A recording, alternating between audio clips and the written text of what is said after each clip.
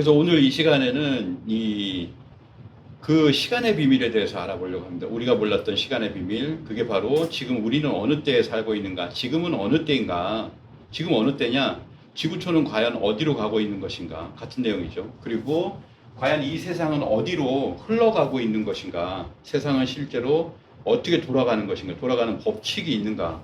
뭐 최근에는 베스트셀러 1, 2위를 하더라고요.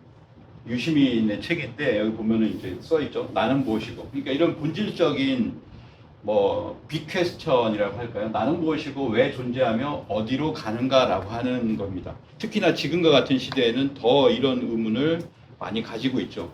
특히 21세기 그리고 지금 극단적인 사건들이 빈번하게 발생하는 초불확실성의 시대가 지금 전개되고 있다라고 하는 겁니다. 지금 극단적인 사건들이 굉장히 많죠.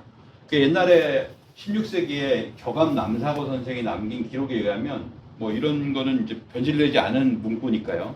삼재팔란이 함께 일어나는 이때의 세상 사람들아 그대들은 때를 알고 있는가라고 해서 벌써 뭐 수백 년 이후에 그런 지금의 때를 갖다가 이야기를 하고 있습니다. 그래서 때라고 하는 것을 오늘은 이제 개벽이라고 하는 관점에서 한번 보도록 하겠습니다. 지금이 개벽이다. 개벽 시대다. 이제 온 천하 이 우주가 이 지구촌이 대개벽기를 맞이했다라고 하는 겁니다. 그래서 요 책 보신 적 있으신가요? 그 책이 이제 1983년에 처음 나왔습니다. 이제 이것이 개벽이다라고 하는 책이 지금까지 나왔고요.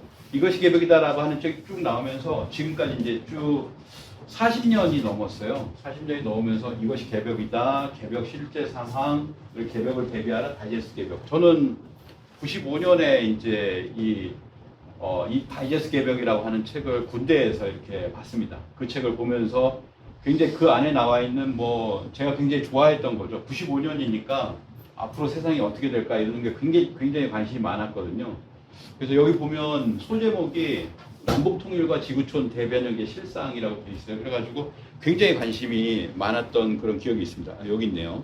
예, 다이제스트 개벽. 그래서 요 다이제스트로 요약된 책을 한번 보고 그다음에 이것이 개벽이다 상하권을 이렇게 봤는데 여기에 보면 이 자연과 문명과 인간이 어떻게 개벽을 맞이하게 되는가라고 하는 내용인데 사실 좀 어렸을 때 나이라서 이런 거에 관심이 많잖아요. 들어가 보니까 컬러풀하게 그려져 있는데 예언가들이 얘기하는 거 보니까 땅이 완전히 상전벽해가 돼가지고 지금 미국도 막 이렇게 중간에 이렇게 쪼개지고 여기 보면 서해가 요즘 지진도 많이 나잖아요. 지진도 많이 나고 산불도 많이 나고 가뭄도 있고 폭우도 있고 이런 곳인데 환태평양 두산됩니다. 이런 것이 다 깨져 있는 거예요. 그래서 이러한 변화가 전 세계적으로 있더라라고 하는 것을 고드 마이클 스칼리온뿐만 아니라 많은 영능력자들이 얘기를 하고 있더라. 그리고 우리한테 딱 계속해서 우리의 어떤 역사적인 그런 것도 있어서 그런지 모르지만 일본 침몰이라는 얘기를 너무나 많이 듣고 자란 세대가 아닌가라고 생각이 드는데요.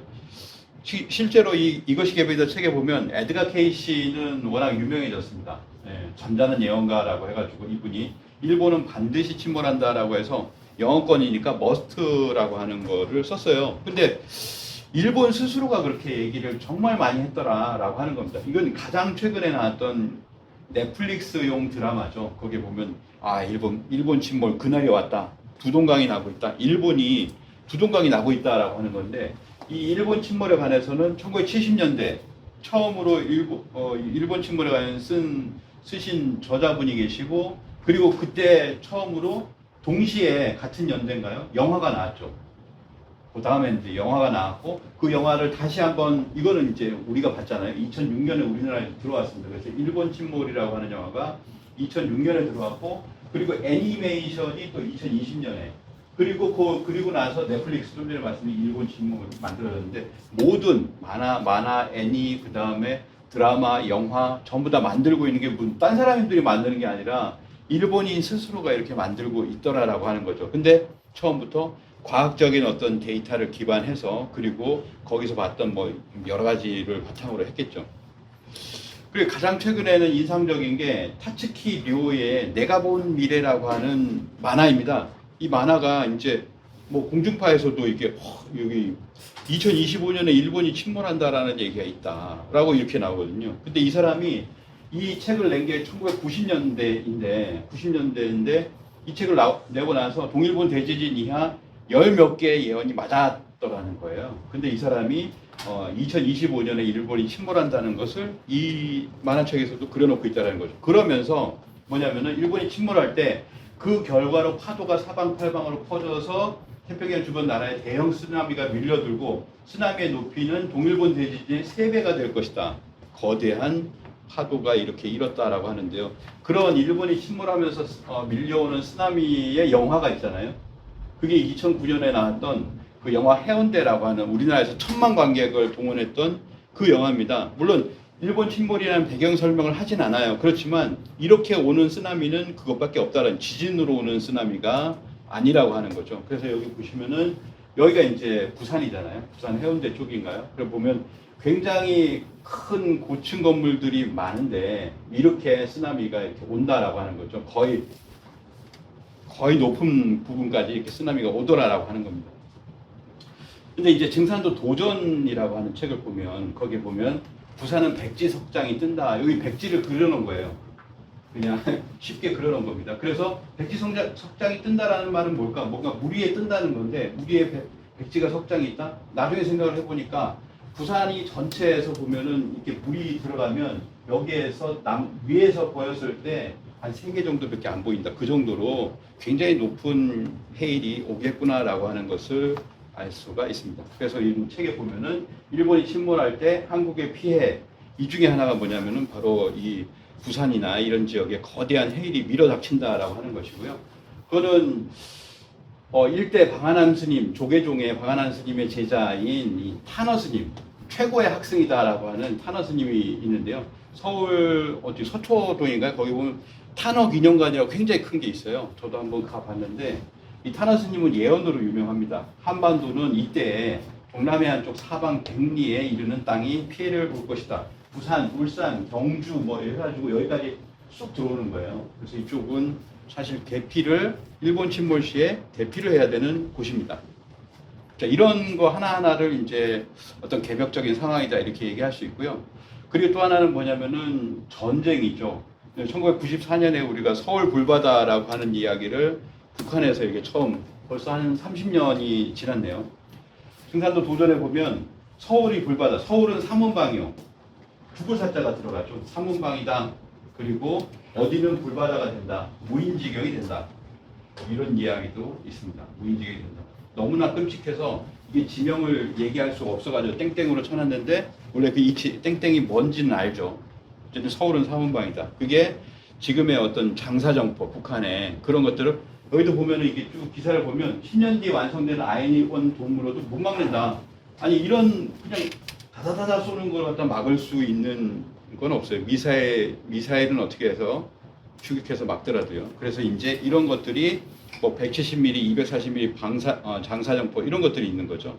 이런 것들에 의해서 전쟁의 초기에 쉽게 얘기하면 첫날, 둘째 날 이런 날이죠. 그날에 모든 혼동 상황을 저기하기 위해서 서울을 타격한다. 그렇기 때문에 서울도 이런 상황이 된다라고 하는 겁니다. 그러니까 개벽을 아는 게 때를 아는 게 굉장히 중요하다라고 볼 수가 있겠습니다.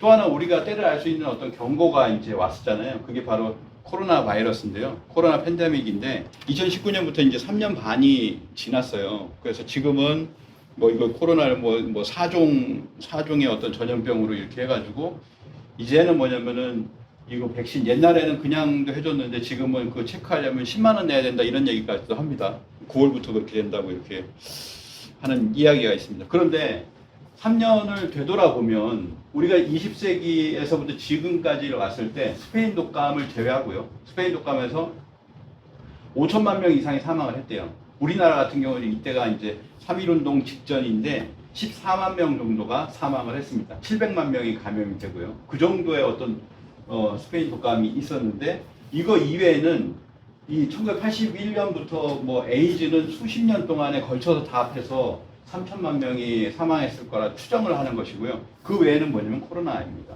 엄청난 거죠. 100년 동안에 거의 의뢰가 없었는데 우리가 뭐 겪었던 사스나 신종플루나 메르스 같은 경우에는요, 뭐 10,000명을 크게 넘지를 않아요, 사망자가. 그런데 코로나는 지금 700만 명을 넘어섰다라고 하는 거죠. 자, 이런 상황이 되었다라고 하는 겁니다. 그러면서 이제 원숭이 두창이라고 하는 것이 아프리카 풍토병, 그러니까 아프리카 풍토병이라는 수십 년 동안 아프리카에서 벗어나지 않았어요. 물론 지금으로부터 한 20년 전에 잠깐 이제 미국에서 퍼져가지고 난리가 났었는데, 그리고 나서 한 18년 동안 퍼지지 않다가 원숭이 두창이 펄쩍 유럽으로 뛰어버렸습니다. 그러니까 전 세계적으로 되었다는 거죠. 그래서 전 세계에서 비상사태를 선포를 하게 되었고, 지금은 사람들이 또 이제 관심이 없어졌긴 하지만은 이 원숭이 두창이 120개국까지 퍼졌습니다. 그리고 8만 명 이상의 확진자, 사망자는 한 130명 정도의 사망자가 있고요. 우리나라는 이제 올해 들어서 갑자기 원숭이 두창이 늘어나고 있죠. 그래서 지금도 일주일에 한 번씩 하면은 한 두세 명씩 확진이 지금도 되고 있다라고 하는 겁니다. 그리고 이제 이 원숭이 두창에서부터 뭔가 이렇게 시나리오를 앞으로 이렇게 된다라고 하는 거 시나리오에도 참석을 하고, 그리고 경고를 한 사람이 있어요. 빌 게이츠. 음모론자로 알려져 있지만 실제로 전체적인 맥락을 보면은 그렇지 않다라는 생각이 듭니다. 음모론이든 뭐든 그렇게 될 것을 갖다가 장담하고 이렇게 경고를 하는 사람이죠. 빌 게이츠의 책이 있었는데 이게 번역이 됐어요. 넥스트 팬데믹을 대비하는 법. 이분이 두 개를 썼는데, 넥스트 기후변화를 피하는 법, 그 다음에 넥스트 팬데믹을 대비하는 법. 이 두 책이 있습니다. 그래서 가장 중요한 거는 이 기후변화와 그 다음에 전염병이다라고 얘기했는데, 그 중에서 주목을 하고 있는 게 바로 아까 원숭이 두창은 이제 몽키 팍스라고 하는데, 이 천연두는 스몰 팍스라고 합니다. 그래서 이 천연두가 있다.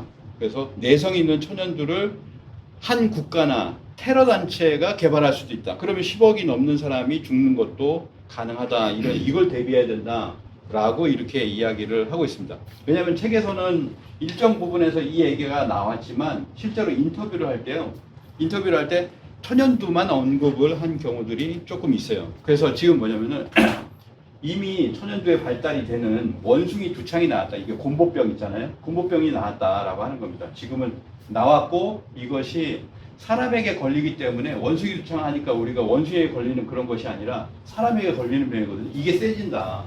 그래서 실제로 천연두가 두창이, 우리가 알고 있는 두창이 나오게 된다라고 하는 겁니다. 그래서 세 단계로 나오게 된다라고 하는 것을 경고를 지금 하고 있습니다. 그 증산도 도전해 보면 앞으로 시두, 그 때가 되면은 나타나는 두창이다 그래가지고 시두라고 합니다. 이 시두라는 용어는 근대에는 많이 썼어요. 시두. 앞으로 시두가 없다가 때가 되면 대발할 참이니, 만일 시두가 대발하면 그 다음에 진짜 치명적인 병겁이 날 줄 알아라. 이건 뭐 치사율 100%라고 이렇게 이야기를 하는데, 하루에 어떻게 보면 전 세계에 이제 3년간 퍼지는 병이기 때문에 하루에 100만 명에서 500만 명이 죽는 그런 병이다. 뭐 이렇게 보시면 될 것 같고요. 그 이전에 뭐가 있냐면 때를 알려주는 두창이 있다라고 하는 겁니다. 이 두창은 좀 전에 보시면 아시겠지만 앞으로 시두가 없다가라고 했거든요. 없어졌어요. 그래가지고 우리가 이제 세계보건기구에서 1980년인가요? 그때 이 천연두는 근절되었다라고 이야기를 하고 있습니다. 70년대 후반까지 마지막 환자가 있었기 때문에 그 후에 몇 년을 보다가 근절되었다라고 하는 것을 선포를 해서 없어졌다라고 하는 것을 선포를 했는데, 이 천연두 균을 가지고 있는 게 미국하고 러시아 그리고 북한이 가지고 있습니다. 물론 또 다른 나라들도 가지고 있지만 가장 지금 경계를 해야 될 나라가 바로 북한이죠. 세계 세 번째 생화학 무기를 가지고 있다라고 하는 겁니다. 뭐 핵무기 뭐 60개, 뭐 또 100개 뭐 이렇게 얘기하고, 화학무기 5,000톤을 보유하고 있고, 그 중에서 가장 저기한 것이 뭐냐면, 치사율로 보면 탄저균이지만 그 감염의 어떤 속도나 이런 거, 사람들의 공포를 주는 거, 이게 곰보가 이렇게 드러나기 때문에 굉장히 무섭죠. 그래서 천연두다. 치사율 30%에서 그다음에 마지막 단계의 어떤 천연두로 가면 치사율 90%까지 간다라고 하는 겁니다. 그리고 지금 북한이 개발하고 있는 것이 뭐냐면 이 드론을 엄청나게 개발하고 있죠. 그래서 북한도 이 드론을 띄워가지고 10g만 띄우면 그러면은 서울 인구 절반을 이 천연두에 감염시킬 수 있다라고 하는 겁니다. 그래서 이런 것들을 뿌리겠다라고 하는 경고를 몇 번 있었어요. 오늘 말씀 못 드리지만. 그런데 이러한 내용들이 이것이 개벽이다 상학원에 이미 있더라라고 하는 겁니다. 이미 이 책에 나와 있습니다. 어떻게 가지고 이 천연두라고 하는 것이 이렇게 발병을 한다라고 하는 내용들이 전부 나와 있다라고 하는 거죠. 그래서 이 동서양 문화, 사상, 종교, 영성가들이 전한 새 세상의 소식을 총체적으로 정리한 것이 이것이 개벽이다라고 하는 그런 책이고요. 그 뒤에 나온 게 이제 개벽 실제 상황이라고 하는 책입니다. 그래서 뭐 중요한 것은 뭐 사실은 뭐 여기까지 얘기하고 끝나도 되지만 이것이 개벽이다 책이나 이 책을 꼭 읽어보시길 바랍니다. 또는 뭐 생존의 비밀 여러 가지 책이 있는데요. 일단은 한번 한 2시간, 3시간 이렇게 해가지고 또는 중요한 거는 중요한 부분 이렇게 보면 목차를 보면요. 아, 이거 세상이 어떻게 되는 거지? 그 부분만 보면은 뭐 1시간 안에 또 볼 수 있거든요. 그리고 나서 더 관심이 있으면 앞에서부터 보는 거죠. 그래서 일단 한번 읽어보시기를 바랍니다.